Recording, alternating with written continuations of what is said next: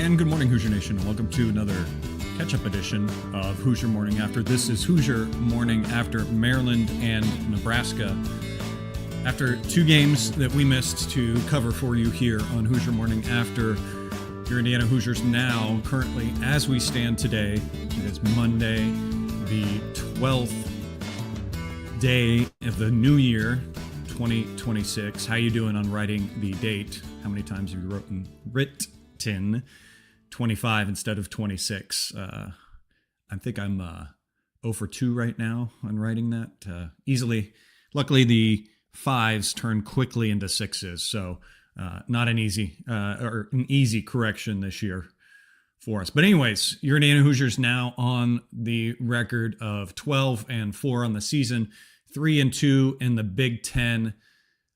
Win one on the road against Maryland. Always good to win on the road in the Big Ten, 84-66. Then just drop a fantastic opportunity, a great opportunity for the first quad one win as a home game against a number 10 ranked Nebraska, 83-77. Turnovers, just overall lack of production from anyone outside of Tucker and Lamar spelled trouble for IU in the second half in this game. Maryland game was a fun one to watch. Some good activity, some great contributions from Lamar, seeing Lamar getting back to his old self. But these other, then you come on home, have a great opportunity, and you have a second half let down like it was. Thank you for being here with me. Martha may slide in as well at some point. Getting harder to do these kind of jobs, these kind of shows to get up for basketball again when we're very distracted, I know, with football. I jokingly had the thought maybe the show needs to be rebranded. It is Hoosier Morning After. Doesn't mean what morning it is after. Maybe we need to start switching and doing a few football ones for you as well. Let us know in the comment if you want a little bit of football talk maybe on some of these. One more opportunity to do that as well. But this is a team that, broken record Chad, it continues to be that roller coaster. You get excited for a Maryland win on the road and hope to carry over some of that success that you saw in the Maryland game on offense. And it does carry over. That first half by Indiana looked pretty promising. Indiana in the Nebraska game taking a 9-point lead into the locker room at half, shooting pretty well on the game, shooting 57% from the field, 42% from three, perfect from the line, although only 3 trips to the line. One trip was with Lamar, making all 3, that is. And then doing a good job on the defensive end, limiting Nebraska's success and taking away some of their better players that are good down below and some of their guard play as well, limiting them to 40% in the first half, 33% from 3-point line. And then the second half happened. I think it was really defense in the second half that just couldn't stop Nebraska. IU got out of rotation a few times, and Nebraska took advantage of that, limiting them to 40% in the first half, like I said, and then they get 56% in the second half, whereas IU kind of falls into the other abyss themselves, kind of flipping that, and IU shooting 36% in the second half. I will say, again, at least some bright spots, as I teased at the beginning there. We see Lamar kind of come back, and he's really IU's man again. Not that he was totally gone, but he wasn't producing like we know he could in the last few games leading up to these ones, but becoming a second half monster in the Maryland game with 18 of his 24 points coming in the second half, and then 17 points for him in the second half in the Nebraska game. Really like when he gets a little bit more in these recent games, it's not as one-dimensional. He is looking to break guys down off the bounce. That was a lot more, I think, in the Maryland game. We saw him getting to the rim. but especially in the second half, he's becoming really good at recognizing those closeouts from guys shot faking, and whether it's steps over for another 3-look, or he's driving in and getting a layup or a little stop jumper. Just like the diversity he's finding in this game and some rhythm that he's getting in the offensive. Unfortunately, he didn't have anything around him helping him out in the second half of that Nebraska game. I think we are quickly realizing with this team, it's going to come down to who else is producing. Obviously, you look at the stat sheet in the second half of this Nebraska game, and it's a lot of donuts. There's a lot of donuts up there next to a lot of names that need to be contributing for IU. You got 17 points from Lamar in the second half, 14 from Tucker. It was great to see Tucker come on. The only other points you see are 7 more points for IU. That is 1 from Tatum Connerway as he got to the free throw line one time, making 1 out of 2, missing another shot that he did try to take, and then 6 from Reed Bailey. And then the rest of the stat sheet, it's just empty. And IU can't have that. We can't have a lack of contributions, especially from our point guards. I think that's going to be what you're going to find in different games. When IU has success, you see that 8, 9, 10, 15 points or so, especially from Tatum Connerway. We need those contributions from him, especially in the second half of games, to be that energy guy, that downhill guy that can break down opponents' defense as they get tired throughout the game. Now, I think that was also another factor in this game. IU really looked a little bit gassed in the second half, causing some of those defensive issues. But I think it's really showing, because we can't rely on our 2 big men to be the point contributors beyond Lamar and Tucker. It's got to come from point guards. It's got to come from Tatum Connerway's got to be a lot of games our second best scorer, otherwise our third best scorer. We need to get him in double digits in games to look for success, and then just get that little sprinkling of success that we see from Connor Enright. I mean, you look at the fantastic job he did in that Maryland game, scoring 16 points. I think that's a season high for him. He just looked more aggressive, and we missed some of that in the second half. I think he tried a little bit later in the game. I think his first kind of attempt at a shot in the second half came a lot later in the game. Same with Tatum Connerway. It just felt empty at that point, and IU just kind of really clawing at things by that point of the game. Tucker's contributions have been off the stat sheet as of recent. I've really liked the kind of, he fits that mode of coach on the court, an extension of the coach. Really also is one of those kind of planetary guys that draws gravity from other players. So that's another reason maybe his scoring or stat sheet hasn't been as high in some games as of recent. He's one that's going to draw attention, therefore making other guys open. And it just causes rotation issues on the defensive end for opponents. So in the Nebraska game, his scoring showed up in the second half. Thank goodness. It would have been a little pretty messy, scoring 14 of his 17 points in that second half. And obviously the lack of scoring, again, like I said, teams are going to game plan for him. They're going to find ways to try to take him off. And the coaching staff has done a good job of running things to get open looks for him. He has just struggled at times to try to make those shots, to try to get those to go down for him. I think the big guys as well for Indiana, just kind of in that second half of the Nebraska game, not exactly showing up, getting only the 6 that you got from Reed Bailey, and Alexis just, I think, struggled 3 minutes for him. Obviously, couldn't really handle situations in this game. So I think that caused a little bit of issues, obviously, for Indiana in this one. And then not being able to find any rhythm for Trent Sicily.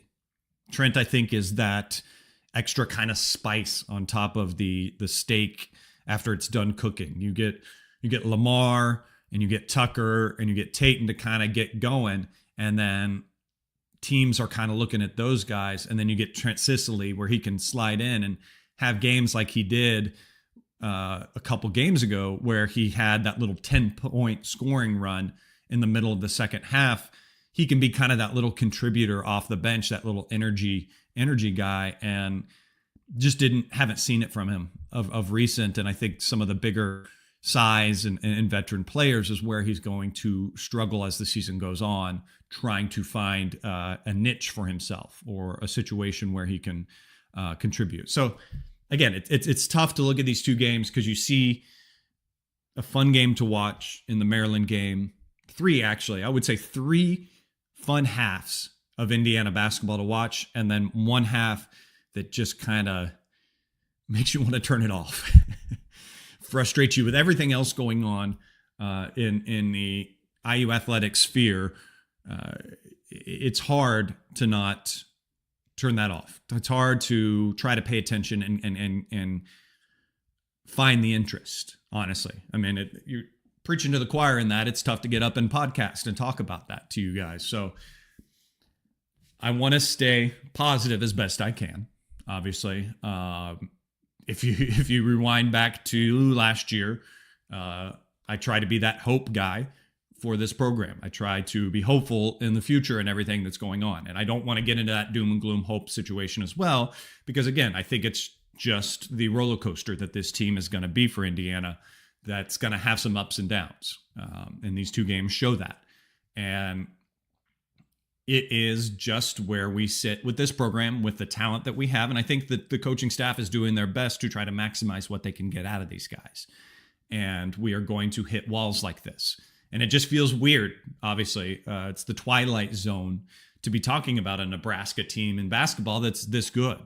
They've gotten a couple veteran guys back that have been in the system before, transferred away and came back, and just have been able to do things and set themselves up. Now, hopefully Indiana's on that path as well with the new coaching staff, and we can kind of get things developed and get going. It's obviously the patience that we have to have for that. And thank goodness we've got football on the other side that's helping to distract from that and keep our eyes looking that way. Looking at a few of the stats in this game, mostly looking at Nebraska, I will say assists to turnovers weren't obviously the greatest in this. 6 assists to 7 turnovers in the second half. That had a lot to do with it. Of Nebraska, Indiana was 16 to 14 overall. So the overall stat looks a little bit better because of the first half. 16 assists on 26 made baskets. Always love that stat. Interesting to see there. Shooting, poor shooting, 58% in the first half, 37 in the second half. Obviously, that's kind of really what tells you right there. Things that were overall giving Indiana trouble. Let me see. Tough test, obviously, though, coming up for Indiana. I will say in the next game, Michigan State is tomorrow night's game. Looking ahead to that, it's a 7 p.m. game. Michigan State right now is sitting at 14-2 in the season, 4-1 in the conference, sitting fourth in the Big Ten. Their one conference loss was to Nebraska, so a fresh opponent for Indiana to look at in the tape for that. That one was a low-scoring game, 56-58. Both of Michigan's losses were to teams when they got under 70% in scoring. So that's going to be a big key for this one, to see what kind of defense Indiana can get together for these games. Hopefully, we see a little bit better. It's tough to go to Michigan State. It's a tough place to play. They are having success right now, so the students are going to be out for them. And it's a crazy stadium. I'll be very interested to see how this team handles a very tough road environment, because they haven't run into that yet. We might just see Connor Enright get in his first fight and get his first technical in this game, as he does like to be that pest and that kind of chippy player. And we'll see him squawking to the student section, I think, now and then. That's going to be a fun thing to watch, I will say. But I will take this opportunity to talk about the unofficial sponsor of this podcast, and that is Hoosier Ticket Project, HoosierTicketProject.org. Hoosier Ticket Project is a not-for-profit organization that helps Indiana Hoosiers that may not have the opportunity to get to Indiana home games, to be able to see them in action. It takes your tickets from your donations and finds deserving recipients to create those first-time moments, those great opportunities. It's a great thing of Hoosiers giving to Hoosiers. So if you have basketball tickets for any home games, men's or women's, and you may not be able to go, think about giving them to Hoosier Ticket Project. Here are a few pictures up on your screen. Those of you watching, sorry, it's visual for those, but these are a few of the folks that got to go to the Nebraska game. So go to HoosierTicketProject.org to donate those tickets. Also, they have a tab where you can give monetarily if you don't have tickets, and you can also nominate for recipients of those tickets as well. So HoosierTicketProject.org, a great place to donate. Don't think we'll see many donations of those going for the football championship game. But I do have to talk. We have to talk a little bit of football because it's the fun thing right now. I mean, how exciting is it to see what Indiana has, this great opportunity? I was mostly impressed by the show up. I mean, I live here in Charlotte, the outskirts of Charlotte, and I was really hoping to be able to get to this Atlanta game, just being under 4 hours away from where I live. And work came up that I had to take care of, so I wasn't able to do that. But what a showing by Indiana Hoosiers. And I kind of, you knew this was going to happen. And personally as well, like I had no doubt in this. I think it was 2 or 3 years ago when Indiana played in Las Vegas against Arizona for basketball. I traveled out there with my wife, and that was amazing. I mean, that was just kind of another example of how well Hoosier Nation travels to games and everything, because walking around the Strip, Indiana was everywhere, and you're playing an Arizona team that has their campus less than 3 hours away from Vegas. And that game felt like nearly like an Indiana home game. It was easily 60-40 Indiana. And then you go down to Atlanta and you play Oregon and you see a easily 95-5 crowd. You hear the roar. And what an amazing first play, that pick six by Pons to step in front and score that. And I'm jealous of all of you that were there to hear the roar of that crowd, because it just sounded like the roof blew off as that happened. And I was nervous going into the game. I think it's just kind of a normal pit in your stomach that you have as an Indiana fan to always wait for that other shoe to drop. You hear all the different narratives. Oh, it's hard to beat a team twice. It's such a big game. The clash of Signetti versus young Signetti.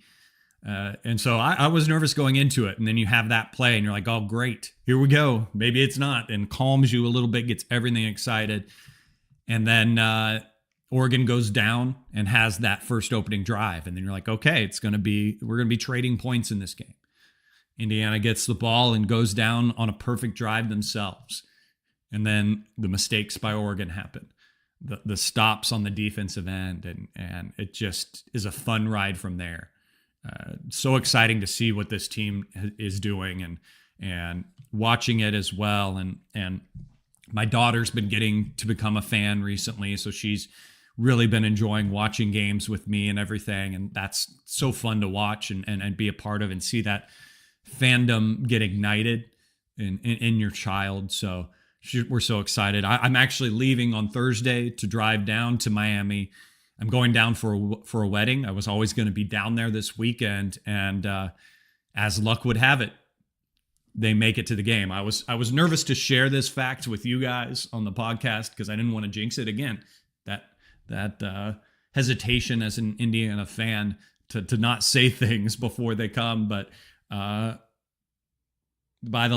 luck will have it as well, we have a family friend that has one ticket available, so I'll be able to go to the game. So if you see me out there, come up, say, hey, I'm going to bring some Hoosier Morning After stickers with me as well. So I'll have those to pass out. So I'll be there at the game, walking around. Let me know, though, if you do have. We had access to more tickets, and my parents were going to be able to come, and my sister was going to come down too, and maybe my wife was going to go with me.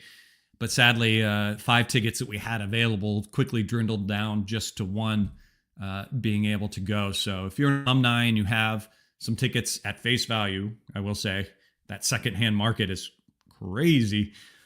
Reach out to me because I'd love to be able to get my parents down there to this game and everything. So you can find me on Twitter easily at General Chadwick. DM me and hopefully we can do that. But so exciting to be able to go down there and be a part of it, walk around, being part of that environment and everything, being remote like I am, living 10 plus hours away from campus now. You don't get up to those games. You don't get up to those home games and be a part of that great environment. And so I'm so jealous of you guys who have been able to be around it, all these opportunities. And now to go down there in Miami, to be there in the nice weather, to be a part of it. I'm so excited to see how the crowds show out. I still think it's going to be a pro Indiana crowd. Indiana's just got the fan base advantage with Miami sitting at about 200. I heard 200,000 current alive alumni base to Indiana's 800,000 fan base. So that alongside with just all the townies, all the just fans and extra stuff. It's going to be interesting to see.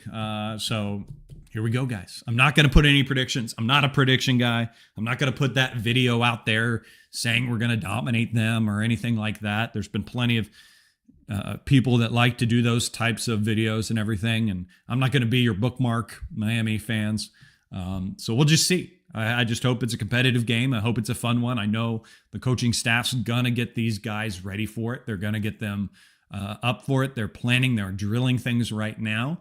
I just hope everyone stays healthy. I hope everyone has good practices. Anyone that is a little injured or anything right now, having that they maybe tweaked, because we did see a few guys that had some injury concerns. Becker, Kamara, that went down a little bit in that Oregon game. I've heard decent enough reports right now, knock on wood, that they are doing okay. So no concerns, at least there. But excited to have this week, excited to get the build up. We'll have one more episode of Hoosier Morning after this Michigan State game. Maybe we'll talk a little bit more. We'll get Martha on for that one, and we'll talk a little bit more about the football leading up to that. Just excited to be running errands this week, driving around, listening to all the great stuff that Galen's going to get going and Crimson Cast and everything like that. Hope to see him out there as well. So great time to be a Hoosier. Great time for Indiana basketball to struggle to find their footing and get things going. So we will just see how things move on from there. But that will do it, at least for this edition of Hoosier Morning After. Thank you for being here with me, guys. And follow me on Twitter at General Chadwick to find out more information about the show, and follow me along. I'll put out videos and fun stuff as I go along down there in Miami. And maybe we can meet up. Say hey if you see me out there. But we'll be back again the morning after next show. I think that should be a Wednesday morning show. We'll see you guys then. Until then, guys, go out there, have yourselves a very wonderful Monday morning. And as always, let's go Hoosiers.